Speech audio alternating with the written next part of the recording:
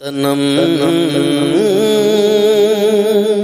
فرسودہ جا پارا سے ہجراں یا رسول اللہ۔ السلام علیکم ورحمۃ اللہ وبرکاتہ۔ نحمدہ ونصلی ونسلم علی رسولہ الکریم، اما بعد۔ امانت اور توبہ۔ امانت کی تعریف۔ امانت امن سے ماخوذ ہے اور کوئی شخص حق کو چھوڑ کر مامون نہیں رہ سکتا۔ امانت کی ضد خیانت ہے جو خون سے مشتق ہے، جس کا معنی ہے کم کرنا۔ تم کسی چیز میں خیانت کرو گے تو اس میں کمی واقع ہو جائے گی۔ امانت کے بارے میں ارشادات نبوی صلی اللہ علیہ وسلم۔ حضور صلی اللہ علیہ وسلم کا ارشاد ہے کہ دھوکہ، فریب اور خیانت جہنمیوں کا شیوہ ہے۔ مزید ارشاد فرمایا کہ جس نے لوگوں کے ساتھ معاملات میں ظلم نہیں کیا اور ان سے جھوٹی باتیں نہیں کی، اس کی مرادیں مکمل ہو گئیں، عدالت ظاہر ہو گئی اور اس سے بھائی چارہ رکھنا ضروری ہو گیا۔ ایک اعرابی قوم کی تعریف میں کہتا ہے، وہ امین ہیں، کسی کے ساتھ دھوکہ نہیں کرتے، کسی مسلمان کی حرمت کو پامال نہیں کرتے اور ان کے ذمہ کسی کا حق باقی نہیں ہے، وہ بہترین قوم ہیں۔ اعرابی کے ممدوحین گزر چکے ہیں، اب تو انسانی لباس میں بھیڑیے پھرتے ہیں۔ حضرت حذیفہ رضی اللہ تعالیٰ عنہ سے مروی ہے، حضور صلی اللہ علیہ وسلم نے فرمایا کہ ان قریب امانت اٹھا لی جائے گی، لوگ باہم تجارت کریں گے مگر امین کوئی نہیں ہوگا، یہاں تک کہ کہا جائے گا فلاں قبیلے میں فلاں آدمی امین ہے، یعنی امین آدمی ڈھونڈے سے بھی نہیں ملے گا۔ توبہ کا وجوب۔ توبہ کا وجوب آیات قرآنی اور احادیث سے ثابت ہے۔ فرمان الہی ہے، توبوا الی اللہ جمیعا یا ایھا المؤمنون لعلکم تفلحون۔ اس آیت میں اللہ تعالیٰ نے مومنوں کو حکم دیا ہے کہ وہ توبہ کریں تاکہ ان کو فلاح میسر ہو۔ دوسری آیت میں ہے، یا ایھا الذین آمنوا توبوا الی اللہ توبۃ نصوحا۔ لفظ نصوح نصحہ سے ماخوذ ہے، جس کے معنی ہے خالصتاً اللہ کے لیے توبہ کرنا، جو تمام عیوب سے پاک ہے۔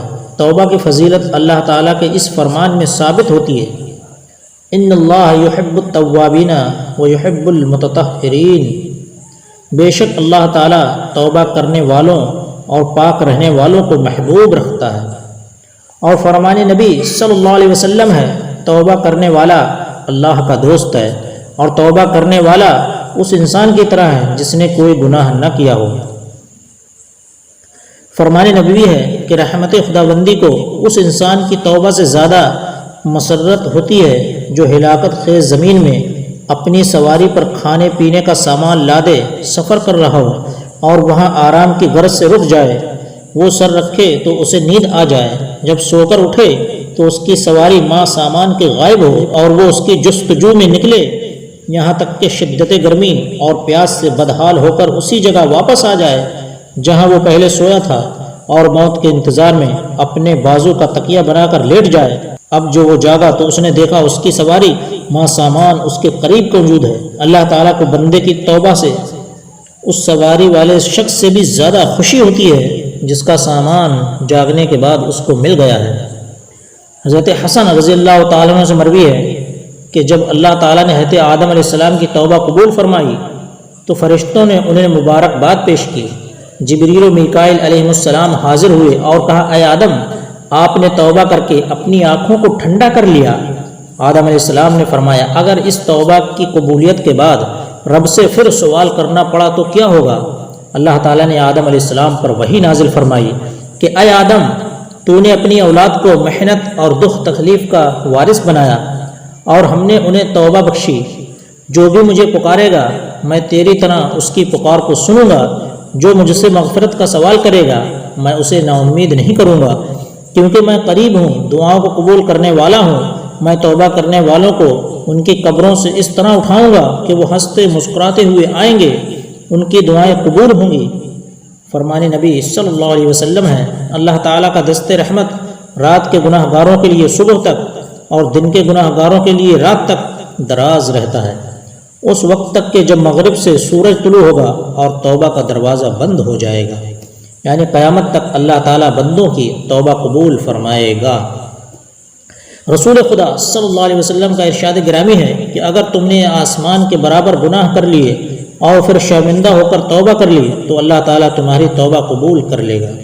فرمان نبوی ہے، آدمی گناہ کرتا ہے پھر اسی گناہ کے سبب جنت میں داخل ہوتا ہے۔ پوچھا گیا حضور وہ کیسے؟ آپ نے فرمایا گناہ کے بعد فوراً اس کی آنکھیں بارگاہ رب العزت میں اشکبار ہو جاتی ہیں۔ فرمان حضور صلی اللہ علیہ وسلم ہے کہ ندامت گناہوں کا کفارہ ہے۔ نبی کریم صلی اللہ علیہ وسلم کا ارشاد گرامی ہے، گناہوں سے توبہ کرنے والا ایسا ہے جیسے اس نے کوئی گناہ نہ کیا ہو۔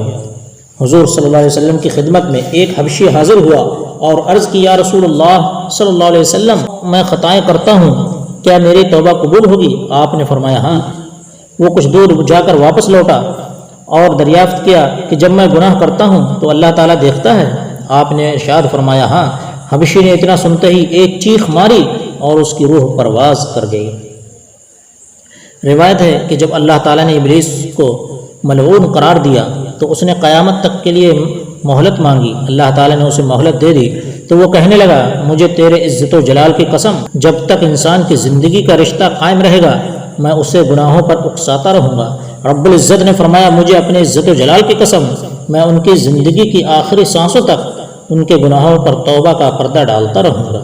فرمان رسول صلی اللہ علیہ وسلم ہے، نیکیاں گناہوں کو اس طرح دور لے جاتی ہیں جیسے پانی میل کو بہا لے جاتا ہے، یعنی دور کر دیتا ہے۔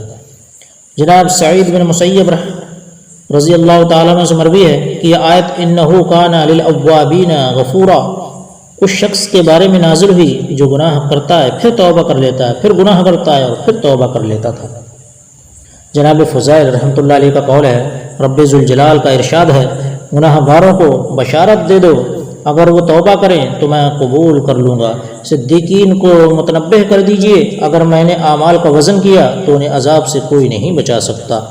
حضرت عبداللہ بن عمر رضی اللہ تعالیٰ عنہما کا ارشاد ہے، جو گناہوں کی یاد میں پشیمان ہو گیا اور اس کا دل خوف خدا سے کانپ گیا، اس کے گناہوں کو محو کر دیا جاتا ہے۔ روایت ہے کہ اللہ تعالیٰ کے ایک نبی سے خطا سرزد ہوئی، اللہ تعالیٰ نے وحی کی کہ اگر تم سے دوبارہ کوئی کوتاہی ہوئی تو میرے عذاب سے نہیں بچ سکو گے۔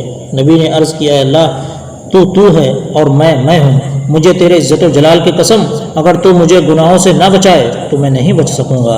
اس پر اللہ تعالیٰ نے انہیں گناہوں کے خیالات سے بھی محفوظ کر دیا۔ حضرت ابن مسعود رضی اللہ تعالیٰ عنہ سے ایک شخص نے دریافت کیا، میں گناہ کر کے انتہائی شرمندہ ہوں، میرے لیے توبہ ہے؟ آپ نے منہ پھیر لیا۔ جب دوبارہ اس شخص کی طرف دیکھا تو آپ کی آنکھوں سے آنسو رواں تھے۔ فرمایا، جنت کے 8 دروازے ہیں، کھولے بھی جاتے ہیں اور بند بھی کیے جاتے ہیں، سوائے باب توبہ کے، وہ کبھی بھی بند نہیں ہوتا، عمل کرتا رہے اور رب کی رحمت سے نا امید نہ ہو۔ روایت ہے کہ بنی اسرائیل میں ایک جوان شخص نے 20 سال متواتر اللہ تعالیٰ کی عبادت کی، پھر 20 سال گناہوں میں بسر کیے۔ ایک مرتبہ آئینہ دیکھا تو اسے داڑھی میں بڑھاپے کے آثار نظر آئے۔ وہ بہت غمگین ہوا اور بارگاہ رب العزت میں گزارش کی، اے رب ذوالجلال، میں نے 20 سال تیری عبادت کی، پھر 20 سال گناہوں میں بسر کیے، اب اگر میں تیری رحمت کی طرف لوٹ آؤں تو مجھے قبول کر لے گا۔ اس نے ہاتف غیبی کی آواز سنی، وہ کہہ رہا تھا، تو نے ہم سے محبت کی، ہم نے تجھے محبوب بنایا، تو نے ہمیں چھوڑ دیا، ہم نے تمہیں چھوڑ دیا، تو نے گناہ کیے، ہم نے مہلت دے دی، اب اگر تو ہماری بارگاہ میں لوٹے گا تو ہم تجھے شرف قبولیت بخشیں گے۔ حضرت ابن عباس رضی اللہ تعالیٰ عنہ سے مروی ہے کہ حضور صلی اللہ علیہ وسلم نے فرمایا، جب بندہ توبہ کرتا ہے تو اللہ تعالیٰ اس کی توبہ قبول کر لیتا ہے۔ محافظ فرشتے اس کے ماضی کے گناہوں کو بھول جاتے ہیں، اس کے اعضائے جسمانی اس کی خطاؤں کو بھول جاتے ہیں، زمین کا وہ ٹکڑا جس پر اس نے گناہ کیا تھا اور آسمان کا وہ حصہ جس کے نیچے اس نے گناہ کیا ہے، اس کے گناہوں کو بھول جاتے ہیں۔ جب وہ قیامت کے دن آئے گا تو اس کے گناہوں پر گواہی دینے والا کوئی نہیں ہوگا۔ حضرت علی کرم اللہ وجہ الکریم سے مروی ہے، حضور صلی اللہ علیہ وسلم نے فرمایا کہ مخلوق کی پیدائش سے 4000 برس قبل عرش کے چاروں طرف لکھ دیا گیا تھا، انی لغفار لمن تاب وآمن وعمل عملا صالحا ثم اهتدى، جس نے توبہ کی اور ایمان لایا اور نیک عمل کیے میں اسے بخشنے والا ہوں۔ صغیرہ اور کبیرہ تمام گناہوں سے توبہ فرض عین ہے، کیونکہ صغیرہ گناہوں پر اصرار انہیں کبیرہ گناہ بنا دیتا ہے۔ فرمان الہی ہے والذین اذا فعلوا فاحشۃ او ظلموا انفسهم۔ توبہ نصوحہ یہ ہے کہ انسان ظاہر و باطن سے توبہ کرے اور آئندہ گناہ نہ کرنے کا عزم صمیم کرے۔ جو شخص ظاہری طور پر توبہ کرتا ہے اس کی مثال ایسے مردار کی ہے جس پر ریشم و کمخاب کی چادریں ڈال دی گئی ہوں اور لوگ اسے حیرت و استعجاب سے دیکھ رہے ہوں۔ جب اس سے چادریں ہٹائی جائیں تو لوگ منہ پھیر کر چل دیں۔ اسی طرح لوگ عبادت ریائی کرنے والوں کو تعجب کی نگاہ سے دیکھتے رہتے ہیں، لیکن قیامت کا دن ہوگا تو ان کے فریب کا پردہ چاک کر دیا جائے گا اور فرشتے منہ پھیر کر چل دیں گے۔ چنانچہ رسول اکرم صلی اللہ علیہ وسلم نے ارشاد فرمایا، اللہ تعالیٰ تمہاری صورتوں کو نہیں دیکھتا بلکہ تمہارے دلوں کو دیکھتا ہے۔ حضرت ابن عباس رضی اللہ تعالیٰ عنہ سے مروی ہے کہ قیامت کے دن بہت سے لوگ ایسے ہوں گے جو خود کو تائب سمجھ کر آئیں گے مگر ان کی توبہ قبول نہیں ہوئی ہوگی، اس لیے کہ انہوں نے توبہ کے دروازے کو شرمندگی سے مستحکم نہیں کیا ہوگا، توبہ کے بعد گناہ نہ کرنے کا عزم نہیں کیا ہوگا، مظالم کو اپنی مکانی طاقت تک دفع نہیں کیا ہوگا، اور آسان امور کے جواز کے سلسلے میں جو کام انہوں نے کیے ہیں اور ان سے طلب مغفرت میں انہوں نے کوئی اہتمام نہیں کیا، اور ان کے لیے یہ بات آسان ہے کہ اللہ تعالیٰ اس سے راضی ہو جائے۔ گناہوں کو بھول جانا بہت خطرناک بات ہے۔ ہر عقل مند کے لیے ضروری ہے کہ وہ اپنے نفس کا محاسبہ کرتا رہے اور اپنے گناہوں کو نہ بھولے۔ فقیہ ابو اللیث رحمۃ اللہ علیہ سے مروی ہے، حضرت عمر رضی اللہ تعالیٰ نے ایک مرتبہ حضور صلی اللہ علیہ وسلم کی خدمت میں روتے ہوئے حاضر ہوئے۔ آپ نے دریافت فرمایا کہ اے عمر کیوں روتے ہو؟ عرض کی حضور دروازے پر کھڑے ہوئے جوان کی گریہ و زاری نے میرا جگر جلا دیا ہے۔ آپ نے فرمایا اسے اندر لاؤ۔ جب جوان حاضر خدمت ہوا تو آپ صلی اللہ علیہ وسلم نے پوچھا اے جوان تم کس لیے رو رہے ہو؟ عرض کی حضور میں اپنے گناہوں کی کثرت اور رب ذوالجلال کی ناراضگی کے خوف سے رو رہا ہوں۔ آپ نے پوچھا کیا تو نے شرک کیا ہے؟ کہا نہیں یا رسول اللہ صلی اللہ علیہ وسلم۔ کیا تو نے کسی کو ناحق قتل کیا ہے؟ آپ نے دوبارہ پوچھا۔ عرض کیا نہیں یا رسول اللہ صلی اللہ علیہ وسلم۔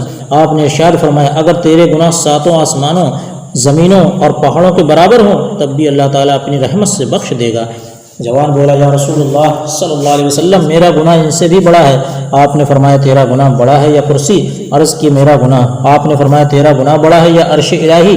عرض کی میرا گناہ۔ آپ نے فرمایا تیرا گناہ بڑا ہے یا رب ذوالجلال؟ عرض کی رب ذوالجلال بہت عظیم ہے۔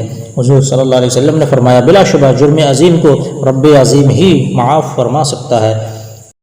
پھر آپ نے فرمایا پھر تم مجھے اپنا گناہ تو بتلاؤ۔ عرض کی حضور مجھے آپ کے سامنے عرض کرتے ہوئے شرم آتی ہے۔ آپ نے فرمایا کوئی بات نہیں تم بتلاؤ۔ عرض کی حضور میں 7 سال سے کفن چوری کر رہا ہوں۔ انصار کی ایک لڑکی فوت ہو گئی تھی، میں اس کا کفن چرانے جا پہنچا۔ میں نے قبر کھود کر کفن لے لیا اور چل پڑا۔ کچھ ہی دور گیا تھا کہ مجھ پر شیطان غالب آ گیا اور میں الٹے قدم واپس پہنچا اور لڑکی سے بدکاری کی۔ میں گناہ کر کے ابھی چند ہی قدم چلا تھا کہ لڑکی کھڑی ہو گئی اور کہنے لگی اے جوان خدا تجھے غارت کرے، تجھے اس نگہبان کا خوف نہیں آیا جو ہر مظلوم کو ظالم سے اس کا حق دلاتا ہے؟ تو نے مجھے مردوں کی جماعت سے برہنہ کر دیا اور دربار خدا بندی میں ناپاک کر دیا ہے۔ حضور صلی اللہ علیہ وسلم نے جب یہ سنا تو فرمایا دور ہو جا اے بدبخت، تو نار جہنم کا مستحق ہے۔ جوان وہاں سے روتا ہوا اور اللہ تعالیٰ سے استغفار کرتا ہوا نکل گیا۔ جب اسے اسی حالت میں 40 دن گزر گئے تو اس نے آسمان کی طرف نگاہ کی اور کہا اے محمد و آدم و ابراہیم علیہ السلام کے رب، اگر تو نے میرے گناہ کو بخش دیا ہے تو حضور صلی اللہ علیہ وسلم اور آپ کے صحابہ کو مطلع فرما دے، وگرنہ آسمان سے آگ بھیج کر مجھے جلا دے اور جہنم کے عذاب سے بچا لے۔ اسی وقت حضرت جبرائیل علیہ السلام آپ کی خدمت میں حاضر ہوئے اور کہا آپ کا رب آپ کو سلام کہتا ہے اور پوچھتا ہے کہ مخلوق کو تم نے پیدا کیا ہے؟ آپ نے فرمایا نہیں بلکہ مجھے اور تمام مخلوق کو اللہ نے پیدا کیا ہے اور اسی نے رزق دیا ہے۔ تب جبرائیل علیہ السلام نے کہا اللہ تعالیٰ فرماتا ہے میں نے جوان کی توبہ قبول کر لی ہے۔ بس حضور صلی اللہ علیہ وسلم نے جوان کو بلا کر اسے توبہ کی قبولیت کا مژدہ سنایا۔ ایک درد انگیز توبہ۔ حضرت موسیٰ علیہ السلام کے زمانے میں ایک شخص ایسا تھا جو اپنی توبہ پر کبھی قائم نہیں رہتا تھا۔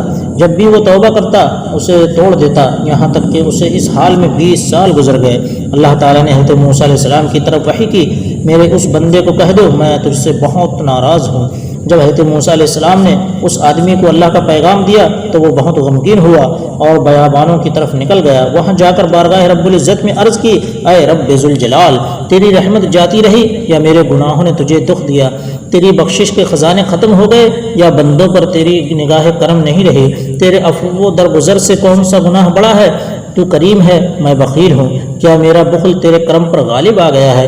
اگر تو نے اپنے بندوں کو اپنی رحمت سے محروم کر دیا تو وہ کس کے دروازے پر جائیں گے؟ اگر تو نے انہیں راندہ بارگاہ کر دیا تو وہ کہاں جائیں گے؟ اے رب قادر و قہار، اگر تیری بخشش جاتی رہی اور میرے لیے عذاب ہی رہ گیا تو تمام گناہ گاروں کا عذاب مجھے دے دے، میں ان پر اپنی جان قربان کرتا ہوں۔ اللہ تعالیٰ نے حضرت موسیٰ علیہ السلام سے فرمایا، جاؤ اور میرے بندے سے کہہ دو کہ تو نے میرے کمال قدرت اور عفو و درگزر کی حقیقت کو سمجھ لیا ہے، اگر تیرے گناہوں سے زمین پر ہو جائے تب بھی میں بخش دوں گا۔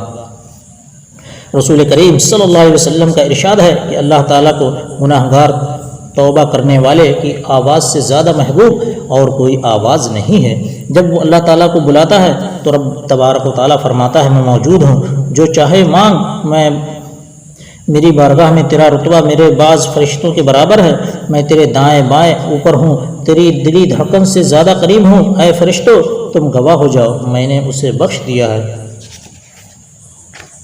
حضرت ذوالنون مصری رحمۃ اللہ علیہ نے کہا ہے کہ اللہ تعالیٰ کے بہت سے ایسے بندے ہیں جنہوں نے خطاؤں کے پودے لگائے، انہیں توبہ کا پانی دیا اور حسرت و ندامت کا پھل کھایا، وہ دیوانگی کے بغیر دیوانے کہلائے اور بغیر کسی مشقت کی لذتیں حاصل کی۔